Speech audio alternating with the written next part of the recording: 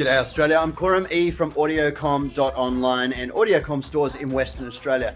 Now, a great customer of ours, Tioni in Victoria, has just purchased a pack online, a Pioneer head unit pack for a VY-VZ Commodore. However, because the whole world is on back order at the moment, we're going to put together a unique little package for Tioni to offer her a bit of an upgrade and put together something with a little bit extra value. So we're going to have this pack ready for Tioni in case she would like to upgrade for a full doubled-in touchscreen Apple Carplay Android Auto unit. The original pack she had was just a good little Pioneer audio unit, but this is going to give her a lot more value and a lot more functionality with full voice control navigation, voice control messaging, voice control contact access, all the works. Everything you'd get in a new car.